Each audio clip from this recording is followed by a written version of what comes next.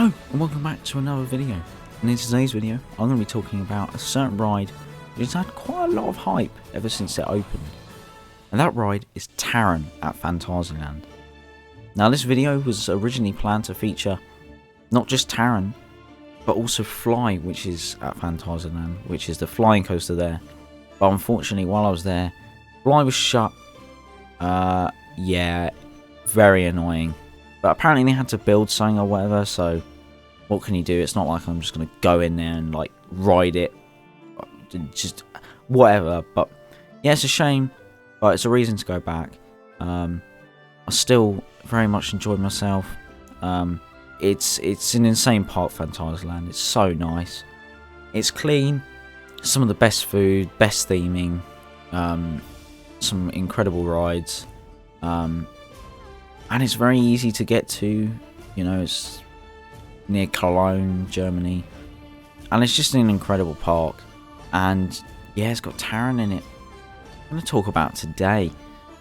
Now, Taron is in the Klugheim section of the park, which is incredible with its theming. It's got rock work, it surrounds you, not just the rock work, but Taron itself.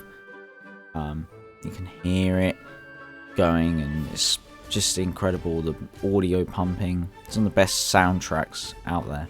So you walk into the area, walk around, you're on a bridge, the coaster is all around you. It's got 58 crossover sections of track, which is a world record. So it is a spaghetti of track. Then you enter Taron's queue line, and the queue line is very nice. It surrounds sort of one area of the ride. It's not really a cattle pen, apart from the extension queue line, but we don't talk about that. You make your way around, nice details, nice view of the coaster, I guess, from anywhere. And yeah, it's just a good place to be while you're waiting. And then you reach a point where you can either choose to queue for the front or the other rows, but just do whatever, I guess. And then you'll board your train. Now, some of the best trains out there. Very comfortable. The lap bar is so free. The train design itself is very nice. They're like rams on the front. They're very nice. And then you're dispatched. I'm going to talk about my favourite parts of Taron, so this video doesn't drag on too long. But yeah, the first best part, I guess, is actually leave the station. The dispatch audio is going. It's a very good sort of dispatch effect. And then you go around the corner and you sit at the base of the first launch and you wait, and then that launches you off to 49 miles an hour in a couple of seconds. It's a pretty snappy launch. It does its job. It's a lot more snappy than I thought. But then you go through sort of an overbank, and then you go into an airtime hill which literally sends you to space. But no, this airtime hill, you're out your seat for seconds, and it's incredible. It's one of the best airtime out there. And then, right after that, after you've gone through a building, underneath a building, there's another rapid fire transition which has airtime. It's absolutely incredible. A lot more than what I thought it would have. And it's just insane. And then you make your way around some buildings, some nice pops of airtime around. And it's just a great way to sort of enjoy the scenery and the theming. And it's just a really nice section of the ride. And then you make your way to the second launch. You've got a little S-bend section like Icon. And then you bank round and down into a pit where the second launch is. And this launch is incredible. One of the best launches I've experienced. It just is so fast, so intense. You're going decently fast, and then it just shoots you off. You reach a speed of 72.7 miles an hour, and you feel that because you're in a trench. It just is like, yeah, it's loud, it's incredible. But no, after the second launch, you go upwards, you bank a little bit. There is a waterfall there, but unfortunately it was broken for me. Not the first time a water effect is broken, like Shambhala. First day I was there, the splashdown weren't working. I mean, what's next? Exodus splashdown, not a thing. So yeah, you go past that waterfall and up through some rocks, and you go to the highest point of the ride, which is only 98 foot, which is nothing for a coaster that does 72 miles an hour. And then you sort of go down some like S-bend section with some speed.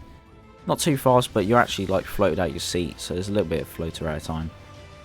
Then you hit a bank turn over the wall of Klugheim, which is insane. It's not as intense as I thought in terms of G-force, but it still is like rapid, and yeah, it's incredible. Great views. And then you sort of bank round again into one of the most craziest transitions ever. It's a really like snappy transition. It's so smooth. You're launched at your seat. And then again, a few seconds later, there's another one. Not quite as vigorous, but it still delivers some airtime, and it's like a rapid change of direction. That's after you go down underneath the building. And then you bank round, and then there's a bit of a helix. And then you engage a trim brake. Now this trim brake has caused a lot of people to sort of think they think it slows it down quite a lot, basically. But I disagree. I know there's an airtime hill, a little bunny hill after it, but I don't think it kills that much airtime, gotta be honest, because you're still going a bit slow over that bit.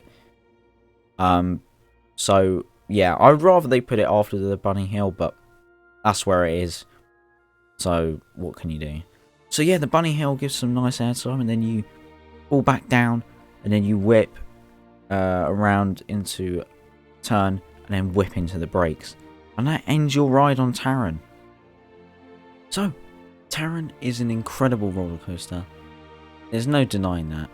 It's definitely good. But yeah, does Taron live up to the hype? For me, yes it does. I think it exceeds the hype for me, considering I had a lot of hype for it. But it's intense, it's smooth, it's got airtime, it's got theming, it's comfortable, it's so re-rideable, and it's just so relentless. It's absolutely insane. And saying that, Taron does warm up throughout the day. So if you ride it at the start of the day and then at 4 o'clock, it will be a lot faster.